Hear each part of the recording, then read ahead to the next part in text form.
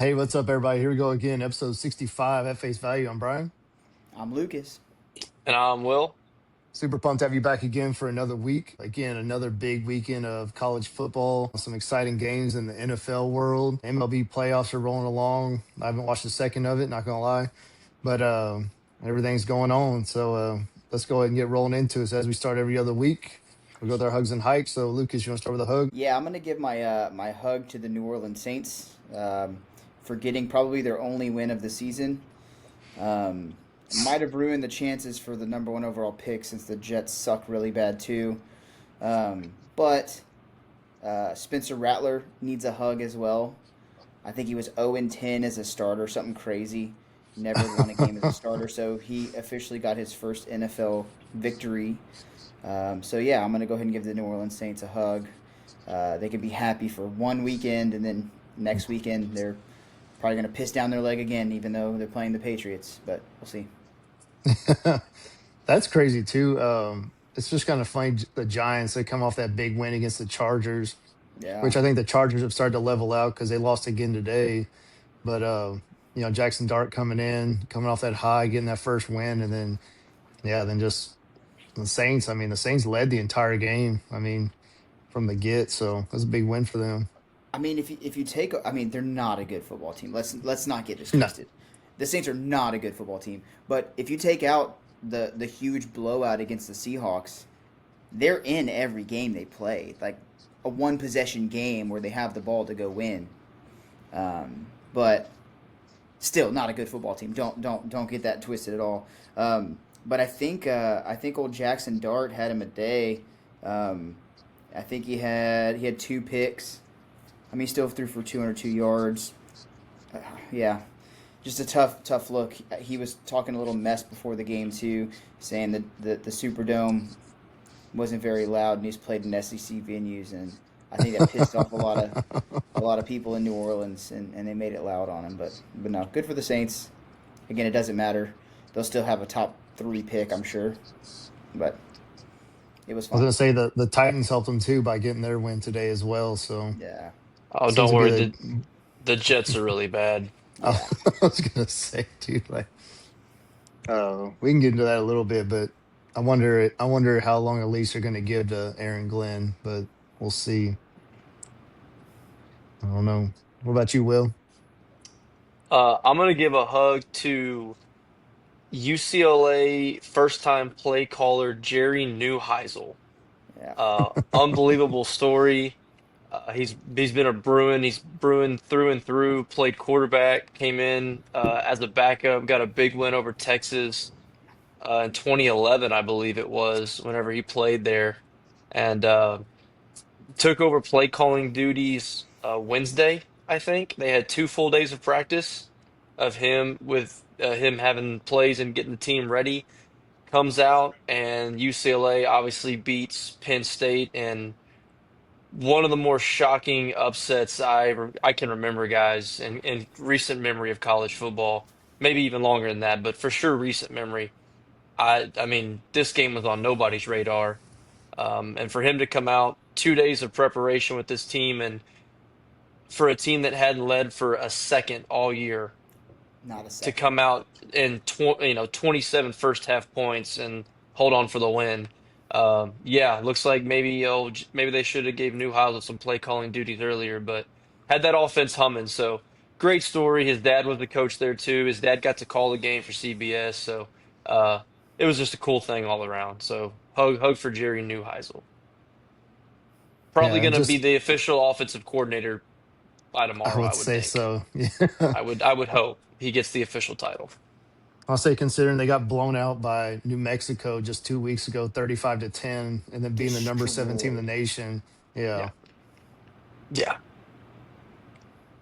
they didn't rush the field though, which I was actually kind of surprised by. Because they But had five people in there. Thank I you, was about to say Lucas. there probably weren't enough people Dude, there to rush. they did the little camera, the one like like pans across the field and you can see the stadium. Like the one end zone didn't have a soul in it. I mean, Hmm. But I'm not kidding, Brian. There might have literally been what eight. I mean, it's probably more. It's probably like 15,000 people there. There was nobody in the stands. But dude, do you blame them? Like No, no, no, your no, no, football no. team has got the doors blown off of them by New Mexico. The number 7 team in the country comes across the They U.S. to expected to come. lose that game 60-7. I mean, like Yes. nobody was going to that game. I mean, now I'm sure a lot of people will be at the next one because it was awesome. But yeah, there Well, I was don't some know. fans on the field though. But it looked like after a high school Friday night when like the parents go down to visit with the kids. Like that's what it looked Yeah. like. It was it was pretty pathetic, but you know, unbelievable win, unbelievable win. Yeah, that's wild. Yeah, it's crazy. I'm gonna give a hug to Cowboys Javante Williams and Ryan Fournoy. So they Javante Williams had 108 yards rushing in the first half against the Jets, and Fournoy had 104 yards receiving. It is the first it's the first time in Dallas Cowboys history that they've had a running back rush for 100 yards and a receiver have 100 yards receiving in the first half at the same time. Emmitt Smith, Michael Irvin never did it. Drew Pearson, Tony Dorsett never did it. Javante Williams and Brian Fournoy, of all people, Yeah, for household making names. history. Yeah. Yeah, Yeah, Put him in the Cowboys Hall, man. yeah. that's right. Put in the Ring of I've Honor. never heard of that wide receiver, Brian. I didn't even know he Dude, played football. he is a second year receiver out of Southeastern Missouri State That'll do and it. stepped up. I thought CeeDee Lamb was out there for a while, running routes in a different number. So It's crazy. yeah, it was crazy. So kind of contributed to the big win for the Cowboys. So yeah, so I was pumped about that. So what about your hike, Lucas? So I'm gonna stick with the Saints a little bit. I'm gonna give my hike just to the NFL in general for their dumb roughing the passer calls. I don't know if y'all happen to see the clip of Jackson Dart getting pushed down for a sack. It was just a normal sack, um, and a flag came out. The dude went blindsided him, even like kind of held himself up and just put his arms out and shoved him down. Flag came out. This is exactly why one of the reasons I stopped watching the NFL. Man, I feel like you can't touch the quarterback nowadays. It's just so hard to watch. Some of these calls, these subjective calls, seem to be. Obviously, this didn't have any outcome of the game, but after the no call back in 2019 or whenever it happened, that was kind of the final straw for me. And just clips coming out from like that, like it's just awful for the game, awful to watch. And if that comes down to like a game-winning drive, that's just infuriating. So yeah, Well, and so I the want to know roughing. the justification too, because I mean, like you said, the guy comes, shoves him down, peels off, no body weight on him, like no nothing, like literally Nothing. just shoves him to the ground, and they throw a flag. Like I literally don't know as a defensive player what you can do anymore. He got Like I don't penalized know. Yeah, for accumulating a sack. yeah, it's unbelievable. So I don't know how you justify it, but like you said, that's the state of the NFL now. It's so subjective, and I don't know. I would love to hear like the justification from the referee of why you chose to call that flag, but I don't know. I Did you mean, I see it, guess Will? at the end I did not see any of it. it was rough. Well, I think Barstool tweeted it. That's one reason we saw it because Yeah. I don't think there were many people watching the Saints and Giants, but Well, a lot of the people that I follow, they obviously have a lot to do with like Louisiana sports in general. right, And I saw it first on there, and I was like, no way. And then Barstool picked it up, and then it blew up. But it's just wild. crazy, Yeah, crazy. But it's my hike. what about you, Will? I think I'm going to keep it in the NFL as well. And the Cincinnati Bengals can take a hike for continuing to trot Jake Browning out at quarterback and thinking he's going to give them a single shot at winning any games while Joe Burrow's out. And Cincinnati continues to waste this offense that has talent and could do something, and they just, I mean, the Burrow injury is it's hard for him, but I mean, there's other guys out there that I think could definitely couldn't do worse, but this guy is bad. And I Yeah, just think it's just a waste. It's a waste, man. They got to get somebody else back there. His stats ended up not being too bad today, just because they were getting blown out, so he got some late garbage yards and stuff. But what was it, the Monday night game last week? That was mm, just god awful. I don't know. If I'm a Cincy fan, there's got to be somebody else out there that try somebody else, and if they're worse, well, I guess throw them. But like this dude is just bad at quarterback. yeah. I mean, going into the third quarter, I think it was halfway into the third quarter, he had 89 yards passing, and then, Yeah. like you said, And he ended up getting garbage yards. But yeah, I mean, it's he ended up just with 251, but they were down 28-3. Like so they were just yeah, throwing but he threw three picks and got yeah. It's he got two garbage yard or garbage time touchdowns, but I mean, it's bad quarterback play and the Bengals another wasted season because of a Burrow injury, wasting T Higgins, Jamar Chase, possibly the best 1-2 wide receiver combo in the NFL, and they've got this clown throwing the ball. It's tough. Dude, give Jameis a call. Or That's the give one, dude. dude. I Teddy was actually Bridgewater. thinking the exact same thing. He Teddy is. I mean, Bridgewater, like, I'm not kidding, man. Jameis has to be the most talented third string quarterback in the NFL. yeah, I mean, and just for selfish reasons, NFL's a better place when Jameis is playing. Like, there's going to be something. It's not going to be great quarterback play, but man, it's going to be entertaining. yeah. They should at least think about it to bridge the gap until Burrow gets back, if he even does by the end of the season. But he could be a good bridge quarterback just to kind of hold down the ship, But rattle off a few wins, and try to stay in a wild card position. But yes, that's not even going to be feasible the way. like Jameis to me is perfect for them because you have two very talented receivers, and Jameis has that screwed in him. He's just going to throw it. Yeah, Like, Yep. let the guys go make a play. He's going to throw some picks. That's part of Jameis. But like, Jake's not getting the ball to Jamar and T Higgins. Like Jamar got his yards today, but in that Monday Night Football game, he had like five catches for 26 yards. There yeah. is Yep. no reason Jamar Chase has 26 yards. When you suck at quarterback and as a team right now, give him 20 targets. Like the guy's that good, and Jameis would throw the ball to him, right or wrong. He'd throw the ball at him. I mean, you got to do something else. Not that I'm a Bengals fan or anything, but it's just a poor product. Well, and what's crazy is that he's been the backup for a few years now. And so at this point, like, what Burrow's injury history is. So why would you not prepare for that to happen? Like they're pretty much just like they're just hoping that he's just healthy every year. And then when they're not, that like they're just screwed. Like, why would you not at least try to set yourself up to where you have somebody in there that can at least sustain something? Brian, I think you're giving the Bengals GM too much credit, as he's not Apparently, yeah. he hasn't even tried to assemble an offensive line to protect Joe That is Burrow. true. That is true. Much less build in case he gets hurt. Like uh, Joe Burrow, since he's been there, I feel like he's just been under duress his entire career. He made it to Oh, a for Super sure. Bowl, getting sacked 5 times a game. So I the fact that they have the foresight to get a manageable backup quarterback is a little bit too much to ask. I Yeah, I think guess that's from the unrealistic to Bengals. think. Yeah, He'd be the guy that would probably try to trade for Shadur Sanders though and get him over there, get him some playing time. yeah, it's probably Mickey Loomis's brother. Oh man. So sticking to the NFL, I'm gonna tell Mark Sanchez to take a hike. Yeah. So I don't Okay, I need to hear so the story. I don't know it. Oh, so no the, joke. I saw he got stabbed and then he got so arrested, but here I don't know what went yes. down.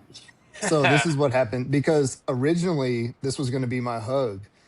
And then the whole story came out. And so I was like, oh, this dude can take a hike. So Mark Sanchez, or what was it, was it Friday evening or Saturday evening? I I think guess it's I guess late it was Friday Friday. night. It was like 12:30 at night. He goes to the hospital, gets stabbed, and but he's in stable condition. So they're like, okay, he's okay. Well, then the story comes out that he was intoxicated and he was attacking a truck driver and trying to get into his truck. And so it's a 69-year-old truck driver that he was attacking. And so the guy being attacked, he's trying to defend himself. So he stabbed him trying to defend himself. So so Mark Sanchez goes to the hospital and then he gets placed under arrest and he is still remaining in the hospital now under arrest with the police with charges of battery, public intoxication, and attempting to like enter a vehicle. So like he's got all these charges. Dude, he was set to be one of the broadcasters for one of the NFL games today. Like, and obviously that didn't play out, but just a absolutely wild turn of events going Yeah, from oh man, Mark Sanchez got stabbed to oh yeah, well he kind of had it coming. So but whenever it first came out, it was like, oh shit, Mark's a victim, like he got stabbed, and then the rest of the story comes out, and the driver gives this detailed account. He tried to just mace him, but he feared for his life because Mark was being so aggressive. That's why he stabbed him. And he gave a full detailed version of the entire story. And they go ask Mark for his comments, and he said, I just remember reaching for a window. I don't remember anything else." oh my Dude, god, how much did he have, bro? Like, what was I, he was partying that guy downtown was out of Indianapolis, dude. line, dude. yeah, There's probably yeah, nothing else to do in Indianapolis, to be honest. No, But Jesus, yeah, so that's absolutely crazy. wild change of event. It was just hilarious because I was like, man, I'm gonna give Mark Sanchez a hug. Like that's crazy. He got stabbed, and then you're like, oh, what? Yeah. Just absolutely crazy. But so yeah, One, Mark Sanchez can one take a hike for attacking a 70-year-old man. I'm gonna do another hike as well. I'm gonna tell the Louisiana Police Department to take a hike. I don't know if you have seen kind of the stuff that came out with the Kyron Lacey thing. Hmm. It's pretty sad, man. Like all this stuff that he, if you haven't seen it, obviously Kyron Lacey, he was supposed to get drafted in the NFL draft this year. Like in December of last year, he pretty much got accused of reckless driving, which killed a man in Louisiana. Where obviously it took a toll on him. The media ran with it. It affected his draft stock, all this stuff. I think he ended up going undrafted, if I'm not mistaken. Which I would assume he probably would have been a top, I don't know, half of the draft I pick. want to say this happened before the draft, didn't it? It did. No, it did. It all came out Yeah. in like December, and so obviously the dude was battling some demons. The media was out to get him. It seemed like the police department in Louisiana were out to get him, and I guess he didn't think he did anything wrong. He ended up taking his life, which is awful. But the new report came out. His lawyer came out and they released footage of where he was when the accident occurred, when impact happened. He was like 100 yards away from the entire thing. They had body cam footage of the police officer pretty much telling one of the witnesses to falsify information, saying that it was the charger that caused the whole thing. So he ended up being innocent the whole time. But it just shows, man, like you got to let due process play out before you can start calling people out and calling them names and murderers and all this stuff, man. Like, he was just a kid, had his whole life ahead of him, and he just happened to be at the wrong place at the wrong time. And the media kind of ran with it. The State Department, I don't know what the heck they were doing, so they can go take a hike for setting this all up. And now a talented young man just lost his life, which is crazy. But yeah, I want them to take a hike. That's awful and gut wrenching for that kid and that family. It's brutal. Yeah, it's just crazy when the whole story comes out and you're like, man, this is. I mean, you said it, it's just brutal. It's just hard to imagine. Once you do get the full story, because I do remember when it all came out, and it's like, man, that's Yeah, crazy. And then he takes his life, and you're like, oh my gosh, like, and then now you're getting the facts, and it's yeah. Because like you I say, mean like when you got to play everything out. I mean, that's what's crazy. when it first came out, like ESPN was saying, like, oh, he's a like hit and run, like he caused a man to die, like all this stuff. It was all his fault. They had none of the facts. It's all accusations. And Yep. so like it was I mean, I remember it popping up on ESPN. It was like it had the breaking news at the bottom ticker, all that stuff. Like it was all over everything. And so, I mean, at some point, I guess mentally it took a toll on him that like he's trying to fight for his innocence, and yeah, just awful. Yep. Awful, awful stuff. It's tough. Yep, absolutely. All right. Well, let's jump into some football. Let's So do it. we just touch on the NFL a little bit today. So some big games, like you said, the Saints got their first win of the season. Got well, I guess it's big win depending on who you're rooting for. If you're rooting for draft picks or if you're rooting for standings, but good first win for the Saints. Uh, first win for the Titans. We were kind of talking about it right before Will, but like the Cardinals just absolutely falling to pieces. I think they were up what 10 points or 9 points with like under 5 minutes left or something like that. Like it was just absolutely insane change of events.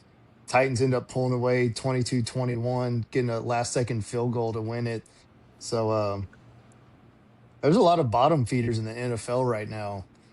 Like the Saints are or the Jets are 0-5. Saints are 1-4. Dolphins are 1-4. Ravens are 1-4. Titans are 1-4. I mean, there's a lot of bad football being played right now. So it's just kind of crazy to see. Uh, I do know. I mean, watching the Cowboys, I was happy to see they only gave up 22 points. I mean, seven of those, I think they scored with like a minute left. But Trev, Garbage time crap. yeah, but Trevon Diggs and Deron Bland are both healthy now, fully healthy now apparently. So Eberflus finally changed the defense up, and they're apparently running more man now. So I know it's against a really bad team in the Jets, but I mean the Giants were a bad team too, and they had to win that one in overtime. So getting to pull that and only giving up 22 points, I mean I'll take that. And then kind of like what you were saying, Will, with the Texans just absolutely beating the brakes off of the Ravens today. That was Mollywopped them. surprising. I mean, Mollywopped them. CJ the, Stroud's best game as a pro. Best game as a mhm. pro. Well, then on the other side, I mean, if you look at Derrick Henry, I mean, outside of his first week, I mean, he's really done nothing. I mean, I, he's finally starting to show his age. yeah, I haven't been that tuned in with it. Is the line not blocking the same, or is he just not hitting the hole with any explosiveness? Because yeah, like you said, Brian, that first week he popped off for what, like Yeah, like 150 it, plus, yeah, it was like 180, I think, is what he ended up running for. Like it was something crazy. Like 169. Yeah, yeah, in that game against Buffalo. And then he's had 23, 50, 42, 33, and 33 today. Like yeah, just he had more rushing yards in his first game of the season than he has his next four. it's crazy to imagine. So I don't know. Again, I'm not that tuned in with Baltimore. Is that is that a line problem? Is that a him problem? But especially with Lamar having a hamstring issue, even when he does come back, he's not going to be the explosive Lamar, I wouldn't think, coming off a hammy. So like you really need Henry to be the best version of himself. And yeah, Baltimore's in trouble for a team that myself included thought was going to be at the top end of the AFC. Maybe they'd finally break through and get maybe they'd be the representative for the AFC in the Super Bowl at 1-4. Be a heck of a turnaround. Be a heck of a turnaround. Well, and the biggest thing for them is their defense has been horrible this year. I mean, in their four losses, they've given up 40, 38, 37, and 44 points. So their only win, they won 41-17 against the Browns. But other than that, I mean, they're giving up tons and tons of And points. and the Texans don't score points. The offense has not been great this year. Outside of Yes. last week against Tennessee, who's horrible, we put up 26, but before that it was 10, 19, and 9. Yeah. And we go to Baltimore today and throw up 44 with fairly, I mean, without much issue. It was fairly simple for the offense to move the ball. Yeah. So I don't know what's going to happen with Baltimore, but and that's the other thing too is you go from having your dual threat quarterback in Lamar Jackson that can make plays on the run. Now you've got Cooper Cooper Rush, Rush. who he's just I mean he is a sustainable backup quarterback. I mean we saw that in Dallas, but I mean he's not going to be able to make the plays Yeah, that but the Lamar play was making. styles I are mean correct. yeah, Yeah. I mean you're literally changing the playbook. So, which I mean, and I'm sure that doesn't help Derrick Henry either, because I'm sure what teams are doing now is they're going to stack the box and they're going to make you throw the ball. And I mean, Cooper Rush isn't a guy that's going to throw for 300 yards and carry a team. Like it's just not going to happen. And he's not going to But run the ball. no, definitely not. That's not in his that's not in his repertoire. So yeah, Ravens in trouble. Yeah. Well, and I was going to say, like, it looked like it was kind of the Bills to run away with, but man, like, they're looking rough against the Patriots right now.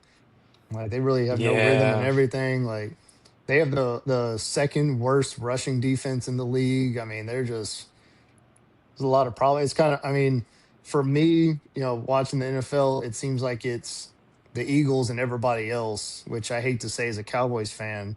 But even the Eagles, yeah. like they haven't They looked lost today, great. right? I They mean, lost yeah, they lost today. today, and I mean their offense has not looked great. I mean, Saquon had his best game since week one, I think today.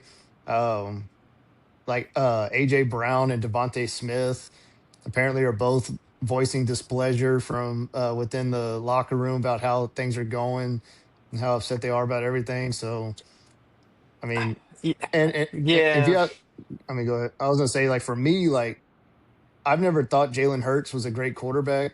I mean, he's never done anything for me where I thought like he's a $51 million quarterback. I think he's had a lot of great talent and he's been able to just sling it out to those guys. But I mean, if you look at his stats this year too, I mean, he's not just taking over games. I mean, I've never been overly impressed with him as a quarterback.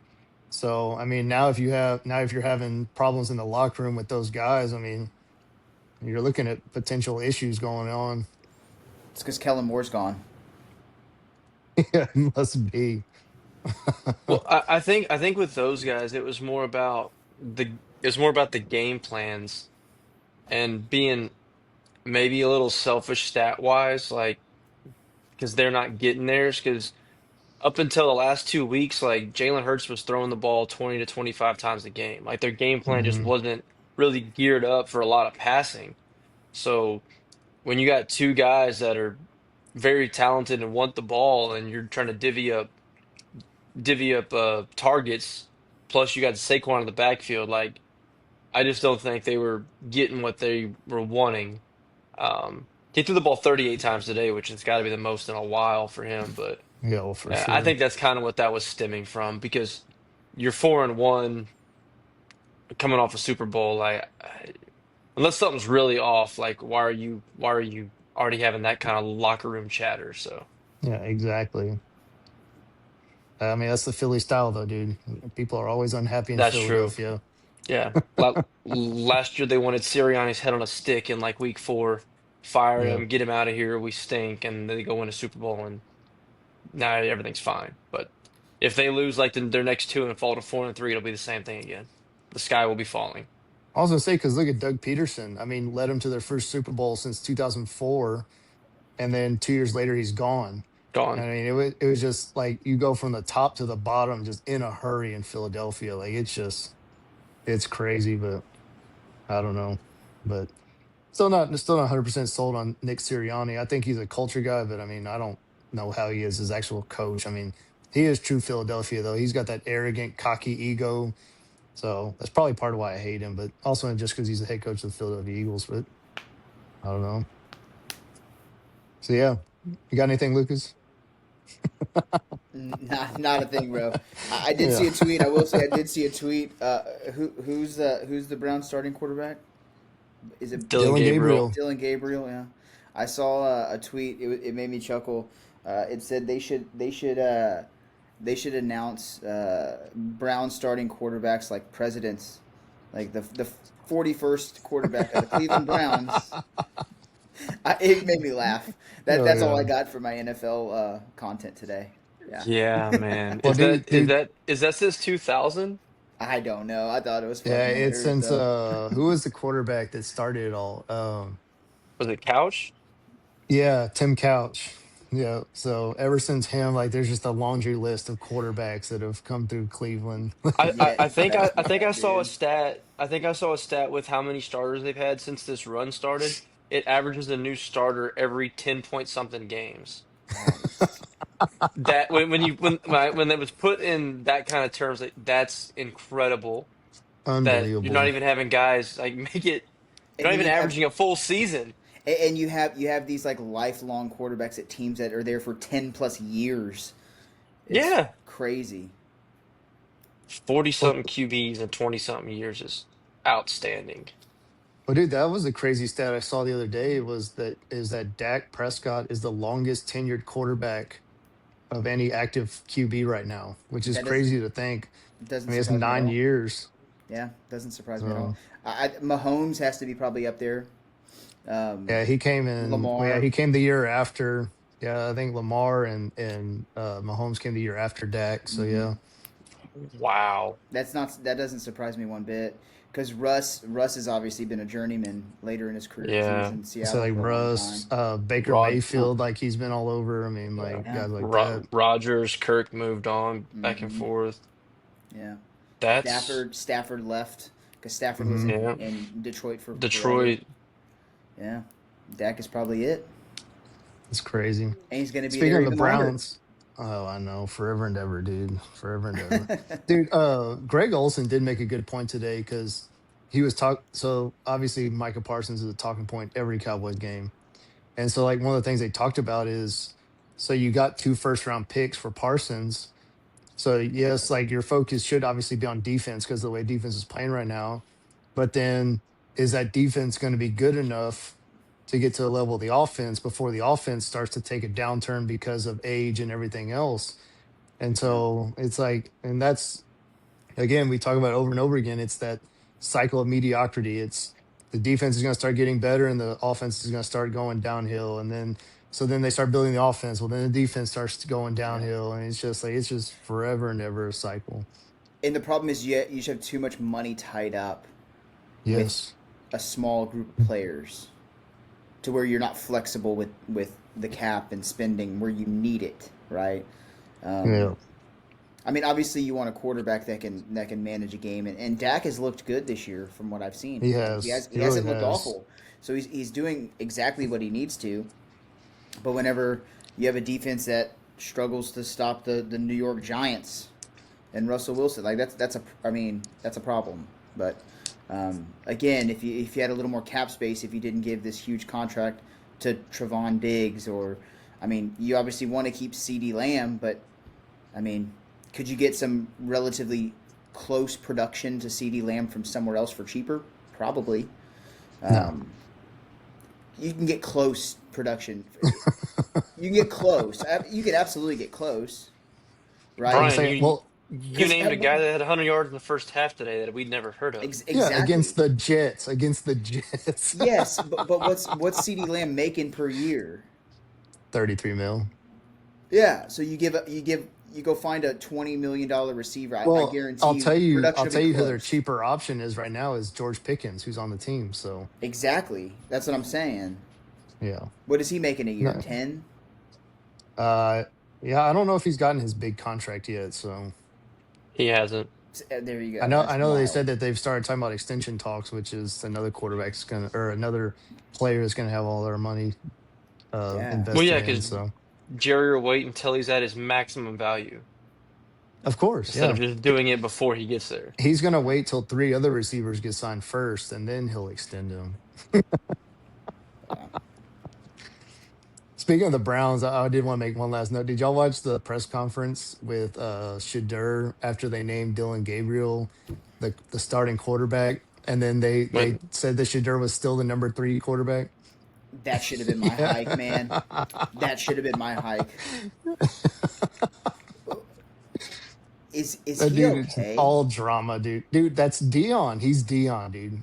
That is Dude, exactly what Dion Sanders was when he played in the NFL. I mean, God, it's the man. same personality, the me. I mean, No, it's but wild, dude. I don't even think that's me. That's just being like I think it is. childish. who goes full mime? That's Yeah, literally just weird. That's weird. yeah. That's weird behavior. And I guarantee you what happened though is that his dad said, when they ask you about it, you just say nothing. And so he didn't. He was taking the Marshawn as I don't want to get fined, so I'm not gonna say anything, but I'm gonna mind my answers. But just say that. Just say I'm here because I don't want to get fined. Just say that. Like that's Yeah. less childish than pretending you're a mime. Like what are you doing? Hey, That that's is Cleveland, baby. That's that, Cleveland. that Oh is some man. that is literally something my 3-year-old son would do. I'm not joking. Legitimately, that's what he would do. Yep. No, I agree. It's wild, dude. And he'll It's still see he'll end up still seeing the field this year too, even with all Yeah, this. oh, it'll because happen at 'Cause, some point. yeah, I mean, like the Dylan's getting the 42nd start quarterback. now. Well, yeah, I mean, the Gabriel's getting the starts now, but like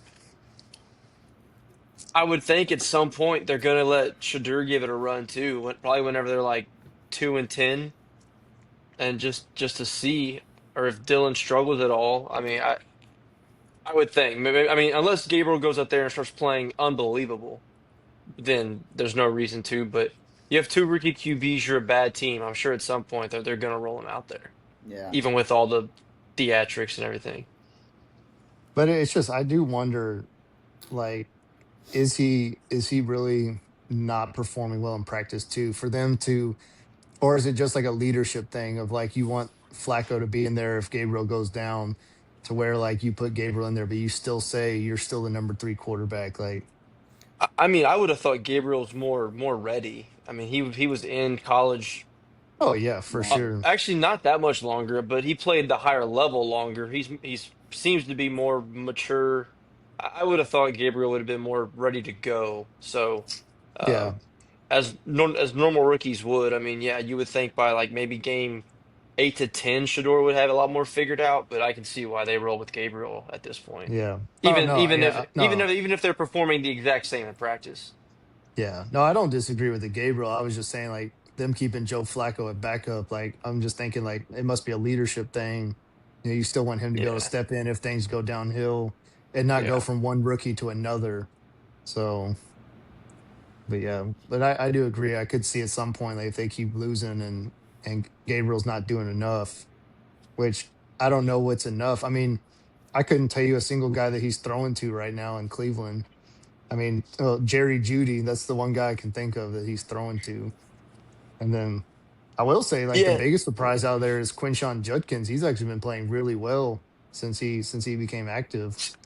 I'm not that surprised, man. I was real high on him coming out of college. I mean, I know he had his off the field little deal that went on, but I mean, with the two-headed monster at Ohio State, him and Henderson's numbers weren't if they were if they were both if they were three down backs at another school, I think he would have had monster numbers Dude, in college. Judkins was a monster at Ole Miss, man. Like people Yeah, forget that he was there. He was very good at Ole Miss. I was some people were I was very high on him out of the draft. I thought I thought it was a steal for the Browns. Yeah. Oh, that's good. So, all right, well, let's get rolling some college football. So, wasn't a whole lot that went on Thursday, Friday.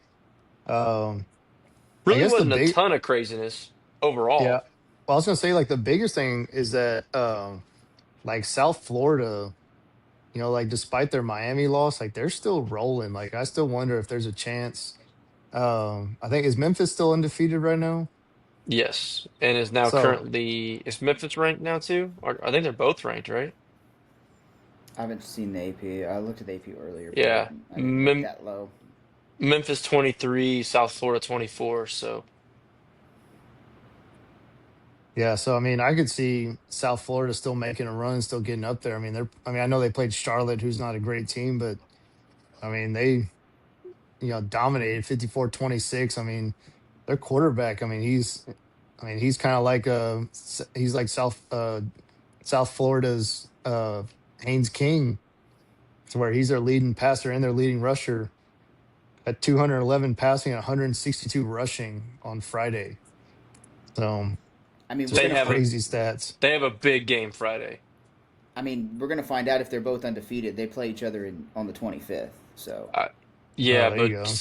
South Florida goes to North Texas, who is flying under the radar as another Yeah, American team, they really and are. South Florida's actually a underdog right now. The opening line has North Texas a point and a half, so essentially pick them. But uh, that tells me more about North Texas. Like I know it's a home game, but uh, early early Vegas signs are leaning UNT, and I Huh. mean the Americans getting the love as probably the conference that's going to get the group of five, but Absolutely. um, the fact that it's what five teams deep at this point, four teams deep. Tulane's As still I'm in saying, it. Tulane, Memphis, South Florida, and I think you have to put North North Texas. Texas in that conversation. Yeah. Now, North Texas hasn't played near the caliber of teams that South Florida has, so South Florida's way more battle tested. But yeah, that's a massive game in the American on Friday night. I mean, Give a East lot of Carolina. East implications. Carolina hasn't been bad either. Yeah, Like I mean, they're 4-1 as well. I'll say Um, you still got UTSA in there too. I mean, they just lost to Temple this last weekend, but I mean, oh, I lied. They lost I to mean, NC State and BYU, but still, yeah, in the American, they're yeah, yeah, not I enough. mean, it's an interesting argument. I think I 100% think the Americans getting the group of five, unless Oh yeah, after UNLV runs the table. but But yeah, but we can also look at what we've talked about before, where you got all these teams on top, they all start beating each other, and cannibalize. they end up costing themselves. the only thing is what I was looking at too though is um, Tulane doesn't play any of those teams. Like Tulane has a clean shot into the championship game. Like they're skirting North Texas and they're skirting Memphis. Actually, no, they play Memphis November 7th. Um, Hmm. so they have a pretty clean run if they can beat Memphis somehow.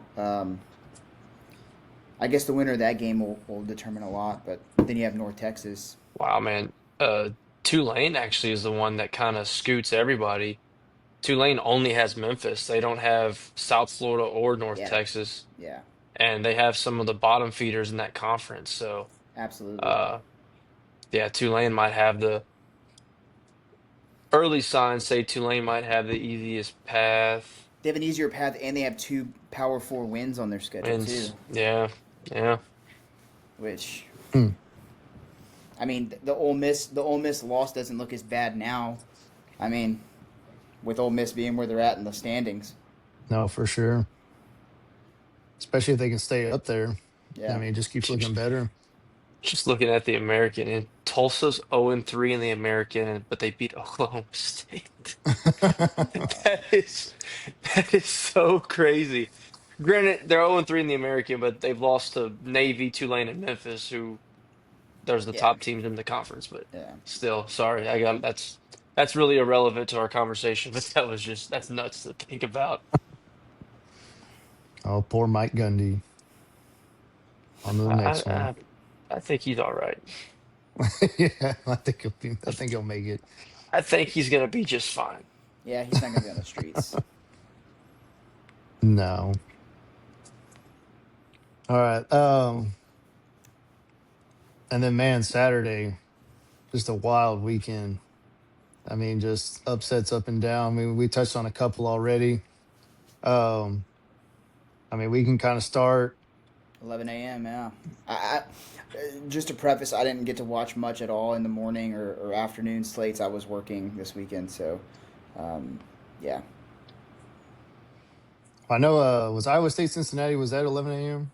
it was. Yes, it I'll say was. that was the first big one. Well, I know Cincinnati was favored going in that game, Hmm. but man, like Cincinnati, they led from the get go. I mean, they controlled the ball. They had, I mean, Rocco Becht, I mean, he got a lot of trash yards.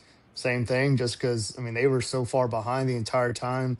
And then they come roaring back and almost made it a game.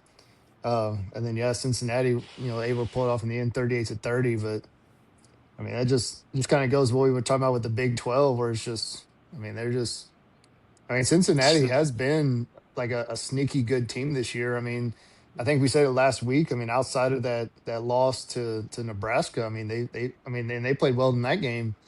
Nebraska has found a way to win it. So I mean, they're not a bad team, but able to take down Iowa State.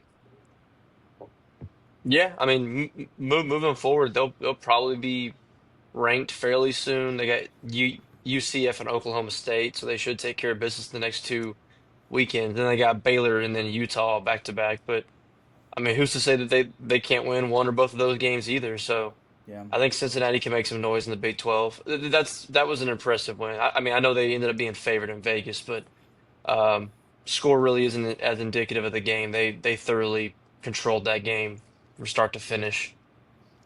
Oh, for sure. Um, and then Baylor, Kansas State, that was another big one. So one of the things that I wanted to mention from the get go. So I don't know if you saw it, Will, but the crowd in Waco was embarrassing. I mean, that stadium. I mean, what would you say, Lucas? Did you see the picture of it? I Mm-mm. mean, that the stadium was maybe 35-40% full. I mean, like it was absolutely insane. I mean, it was first quarter. I mean, it was a good game. I mean, comes down to the end. Baylor kicks a field goal late to win 35-34, and just I mean, nobody was there. Like it was just Yeah, it's well, just wild to see the state of Baylor just fall off. they were almost right. I mean, they were down by 14 at one point at Yeah. home to a bad Kansas State team. Yeah. I mean, they let Avery Johnson look like a good quarterback on Saturday. I mean, he threw for 340 yards, and they actually let him use his legs. Yep. I guess Kansas State decided, we already suck. We might as well actually let the kid play how he can. 10 carries for 72, 340 yards passing. I mean, if that kid if they let that guy roll out every Saturday, they might be 4-2 instead of 2-4. But nonetheless, Yeah, it's just crazy. I mean, I wonder what's going to happen next with Kansas State. I mean, that was their first conference win. I mean, they got to go, and now they got to face TCU this coming week. They got to go to Kansas. They got Texas Tech. I mean, there's definitely they got a rough stretch ahead. So, I mean, they're going to have to get Avery Johnson more involved if they're going to have any shot of doing anything this year. But I mean, I mean, it looks like right now their defense isn't going to stop anything either. we rolled through kind of their schedule a few weeks ago, and like we didn't see many wins left, to be honest. Yeah, And that hasn't changed much based off of this weekend after blowing a lead like that. Um, but I think there may be an opening in Manhattan soon. Like, yeah, yeah, I mean, I'd be a little shocked if they moved on from Kleiman. I mean, Um, I mean, unless they end up going like 3-9. that can Uh, happen. it could, but I still don't think. I still don't think that they move on from him. Um, but they might. They might. I mean, we already know the coaching carousel is gonna be Dude, this year's going to be quite interesting this year. very. So, and We'll get into that a little. there's probably going to be some bigger names available that will probably have to take a step down from where they're currently at and to go to one of these smaller, not smaller schools, but a smaller job to try to build the resume back up. So, for sure.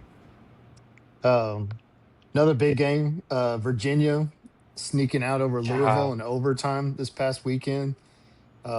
Crazy game, impressive 30 to win. 27 in overtime.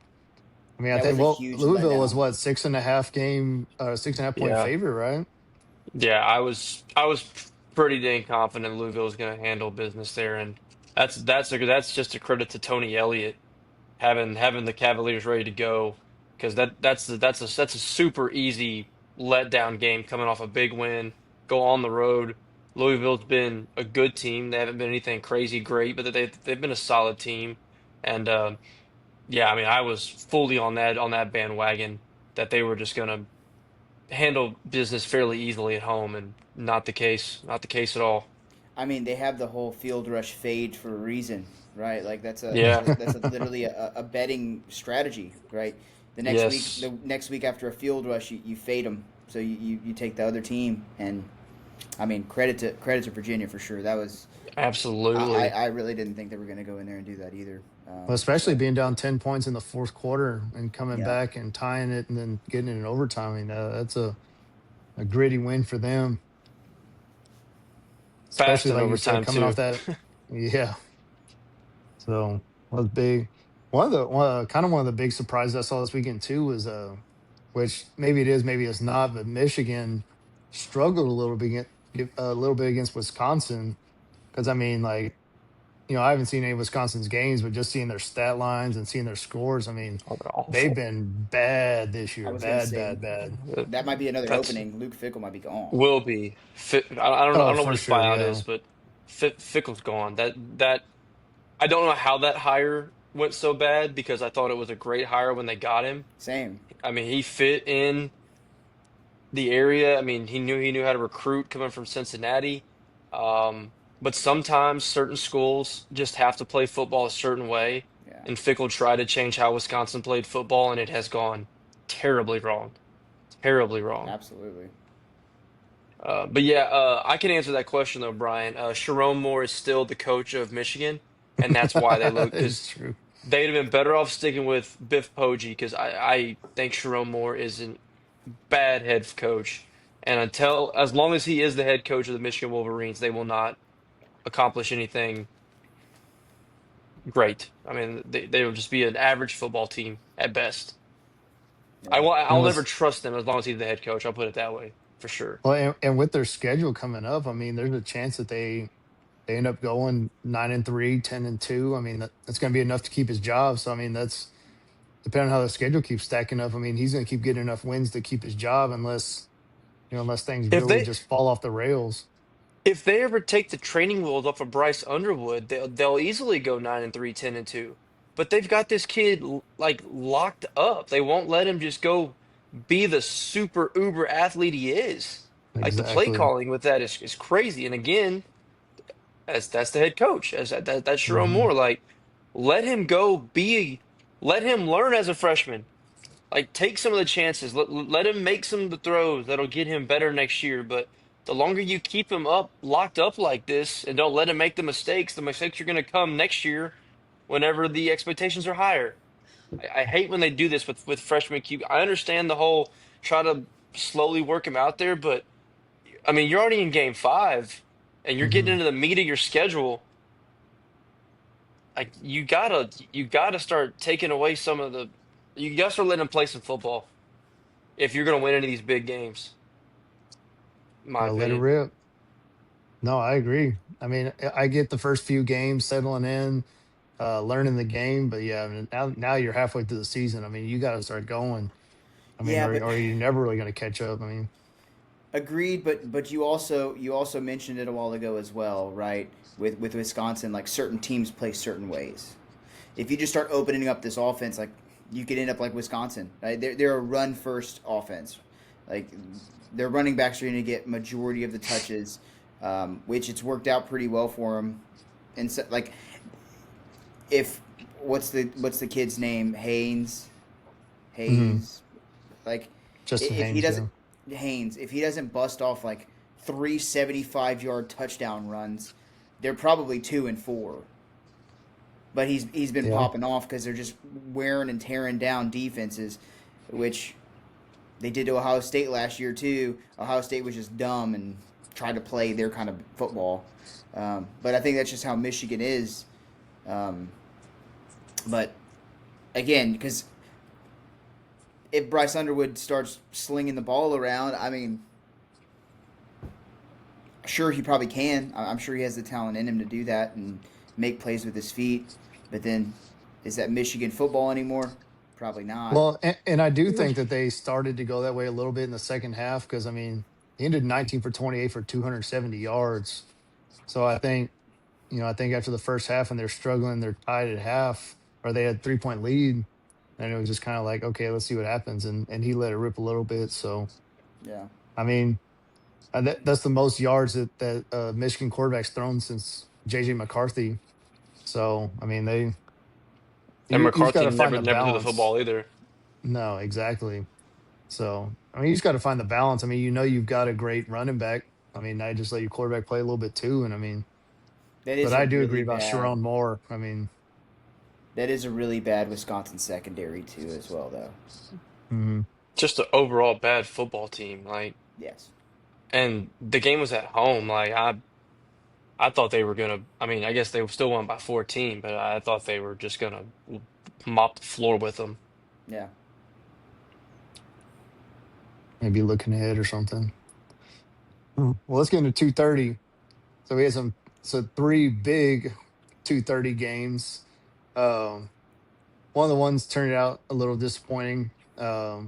Vanderbilt kept it close against Alabama, up 7-0, and then Alabama just in the second half and they're just pulling it away, unable to really pull it out. So uh, just Turnovers, seemed though, like right? I mean, yeah, it was the turnovers. That's just bad timing. yeah. So Under just was the really play ended of up the hurting century them. there. Oh yeah, for sure. So, What but was the what was the under? 56 and a half. Mm. wow, I busted that easy. Oh, and yeah. it was also a bad beat on the spread 10 and a half. because the they had Oh it covered yes, until they scored a meaningless touchdown with 17 seconds to hit the Yeah. over. yeah. Or to get for Alabama to cover. I'm sorry, and yeah, that's a bad beat. It seemed that Vanderbilt had him covered at least for nothing Yeah, else. I Just a was touchdown with 17 seconds. I That's just thought about brutal. that. I was gonna play that too, and I'm glad I didn't. Yeah, Yeah, that that would would have have been a sucked. That brutal would really take. sucked. But I mean, and again, I mean, Vanderbilt's not a bad football team. Like No, there's no reason to act like. I mean, they are going to be a tough out for a lot of teams in the SEC. agreed. So that to me, like, because in years past, you see a 30-14 over Vanderbilt, like, oh, they didn't play too good. No, Bama actually played really well, and Yeah, the defense really kind of bottled up Pavia. He couldn't run the ball either, and we might have to start really. I mean, I'll eat my words. I was wrong, but Ty Simpson's an incredibly efficient quarterback right now.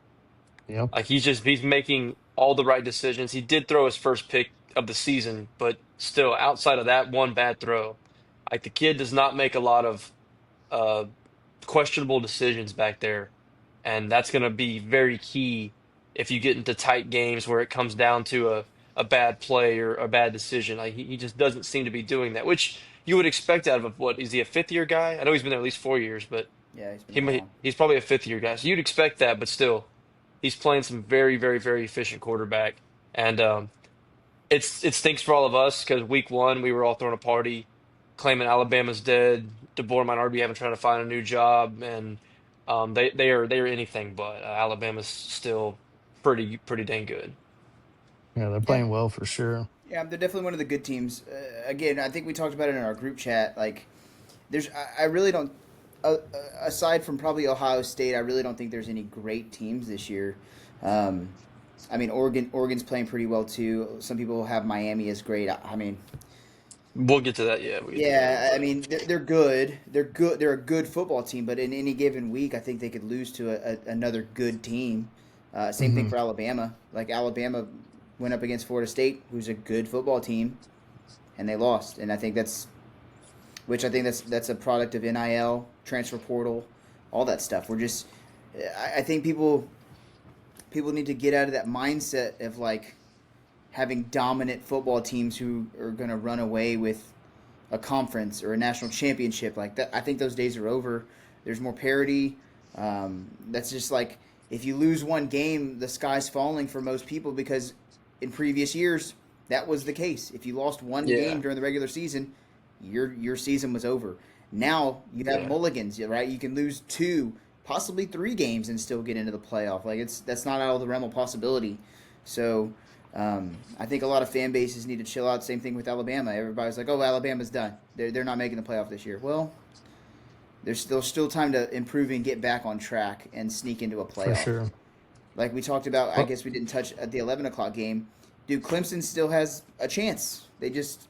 If they win out, tiebreakers roll their way, they could get into the ACC championship game and make it.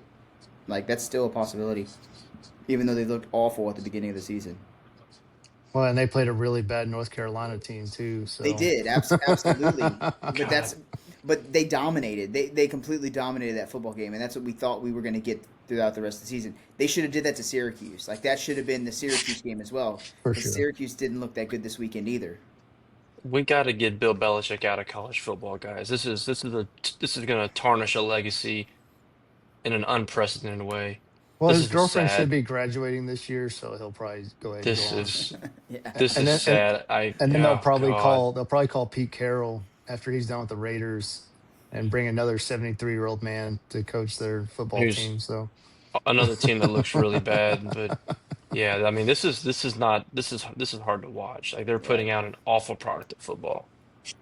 But anyway, well, that's the thing. It's like you bring in 70 transfers, and then you have these NFL guys that are trying to, because it's not like it's just him that's an NFL guy. Like his whole staff is NFL guys, and it's a different world between college and NFL, in my opinion. So like the type of approach you have to take with your kids, and I mean, I feel like it's just hard to really get the system that you want in there. yeah, but I mean now talent disparity here. I'm about to do a comparison. It's not even in the same realm here, but I mean Matt Patricia's leading the best defense in the country up at Ohio State and putting True. college kids in blenders using an NFL style of an attack. But yeah, I mean, obviously Ohio State has a lot more talent than North Carolina, but he walked in and seamlessly took a defense that was incredible last year and somehow made them better. Yeah, not wrong. But yeah, so we'll see about Alabama though, because I mean, 4 of their next 5 games are against ranked opponents. Yeah. So we'll see. I I mean, mean, that's gonna if be they, that's gonna be the SEC every weekend. I mean, there's 9 ranked teams and there's 8 in the top 14. I yeah, mean, it's just gonna be a thing moving forward. Which is great. yep. So It's awesome. It's awesome. and then going down to the swamp at 2:30, Texas gets absolutely dominated by Florida. I mean, it was just defense had Arch guessing early. They bring in their freshman wide receiver comes back, goes for 110 yards. Um, Lagway actually did a pretty good job. I mean, he was slinging the ball over the field. And then I mean, we've said it over and over again. I mean, they have a good defense, and Texas has a super young, inexperienced offensive line, and they got abused yesterday. So really came out to show. I mean, I know people were upset with Arch Manning, but I mean, it kind of goes back to what we were talking about with Burrow, always being on the run. I mean, it's same thing with Arch. I mean, the dude like he doesn't have time to throw. I mean, those SEC defenses they started coming in and those wild pass rushes, and I mean, you got if you don't have enough experience to go, because that's the one thing that we've been talking about. That was his first road SEC game.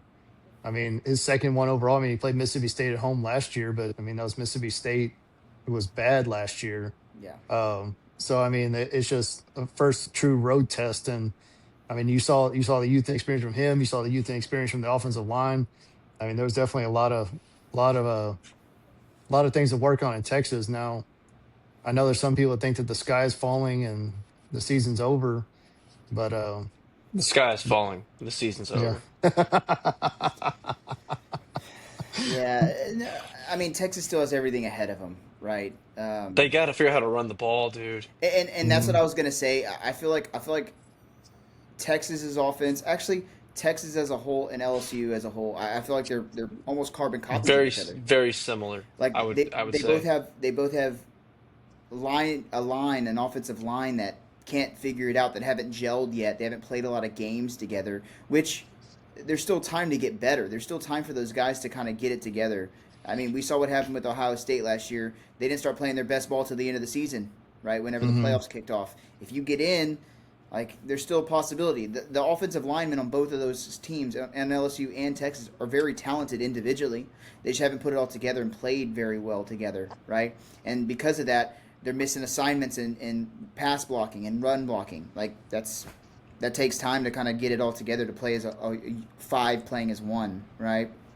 And it came out to be kind of what bit him in the foot today or yesterday in the swamp, which is a tough place to play. Loud, communication's pretty difficult. So I think they're very similar. They can't run the ball. Their quarterback is under duress when throwing. The receivers can't get open because other teams know they can't run the ball. So you're going to drop 8 in coverage and you're going to make it harder. Are you going to rush 3 or 4 people and get pressure on the quarterback? Of course. Why would you not drop everybody back and make it hard to find soft spots in the zone, have coverage sacks here and there? The thing that surprised me the most was Texas's defense. Defense giving up the Yeah. yardage. Di- uh, but I will say LSU's defense gave up quite a bit of yardage too against Florida. They just had 5 interceptions, right? They were able to bait Lagway into bad throws, where Texas wasn't able to do that. Granted, they were missing their starting corner. That Muhammad kid didn't play, so that was a tough loss. But everybody has players Injuries, this, yeah, at this this point time of of the year. season. So, not that it's an excuse, like just like LSU uh, losing their center for a while, like that sucks. But everybody has injuries. But that was the most surprising thing for me. And it wasn't the fact that the offense couldn't stay on the field as much as it was from the word jump. I mean, Florida was up 7-0 before I could even turn on my phone to watch it at work. Yeah. So that was very surprising to me. But again, Texas's defense is, I mean, they have NFL dudes up and down that defensive roster from top to bottom, from the defensive line to the linebackers to the secondary. Like they're loaded with talent. They're going to still play well. I think they're opening up as favorites against OU, Hmm. and so I feel like they're probably going to be favored in most games going forward, except at Georgia. So Yeah. No, I agree. I mean, Yeah, I I was I, just looking at the I think they're going to be favorites against A&M since it's in Austin. yeah, because it's Like, at home. Well, that'll depend how the season goes for both teams. I mean, fair, but I think Yeah. they're probably going to be favored in. Right now, they Yeah, right now they probably open as like a 3.5 point favorite. I think so. It'd be a I was pick gonna 'em in say a like neutral site. yeah, that's what I was gonna say. Like Lucas always says, you get 3.5 at with the home side. So yeah, I would say right now it's probably a toss up, and then just because it is at home. But but yeah, just looking at the box score. I mean, Arch Manning was the leading rusher with 37 yards. Trey Wisner, who's their leading running back, had 8 carries for 11 yards. Yeah, So that's I mean, if you can't run at all, I mean, yeah, that's rough. And they gave 160 yards on the ground, which I don't know how they've done the rest of the season, but I mean that's probably more than what they're used to giving up rushing Yeah. wise.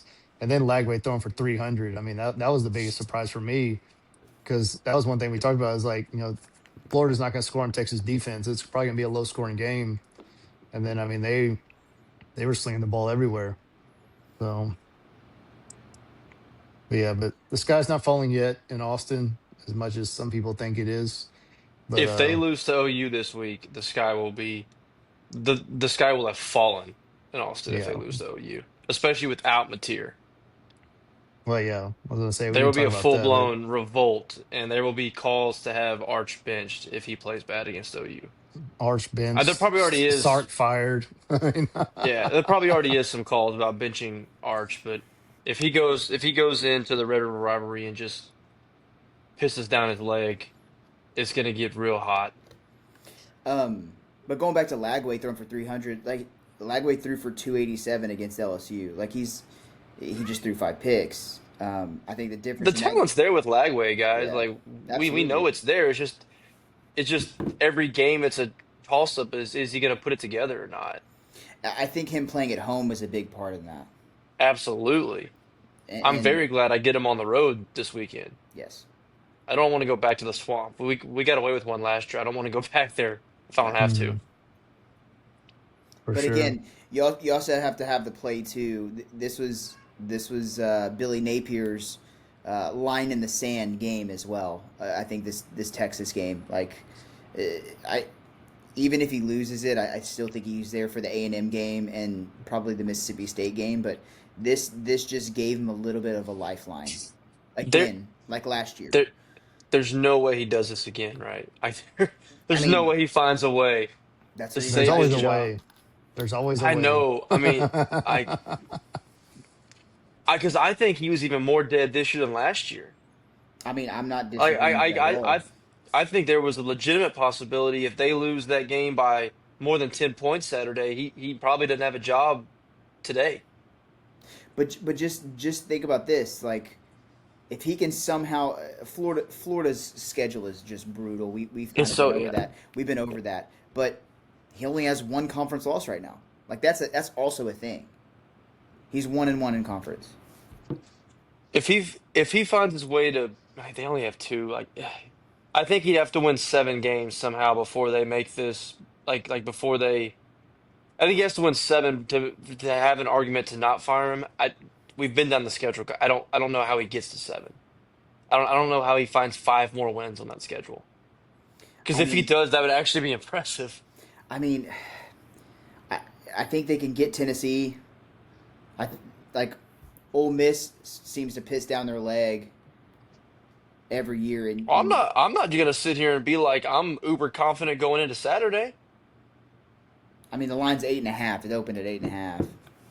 Yeah, but and we're at home, Yeah, so that's what 4.5, 5.5. yeah. I think we're the better team, but I'm not gonna sit here on Sunday night and tell you, oh, I'm not worried about Florida coming into A&M next week. Of course I am. Like they're a super talented team. They have a good defense, and it's just if Lagway between his ears can figure it out, like you see what the possibility is. So I yeah, I'm not gonna sit here and be like, oh, not worried about Florida. I think this is actually I don't think I know this is the best defense A&M has faced this season so far. Is coming up this weekend. Yeah, Yeah. yeah. Like this is the fastest, the best defensive line for no doubt about it. I think they have one of the best defensive lines in the SEC, if not the country. Yeah, Um, but Yeah, it'll be a which is tough great because telling point. yeah, it'll be fun because A&M's offensive line is very good, so it'll be a I fun game to watch. Oh yeah, yeah. it's gonna be a great matchup. And then our Uh, last 2:30 matchup, we talked about a little bit earlier, but Penn State and UCLA. Uh, UCLA just coming out absolutely on fire, just shock and awe from the get go. I mean, the score is not indicative of what this game looked like.